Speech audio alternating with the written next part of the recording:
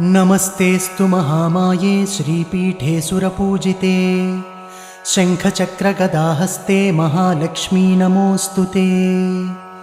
नमस्ते गरुडारूढे कोलासुरभयङ्करी सर्वपापहरे देवी महालक्ष्मी नमोऽस्तु ते।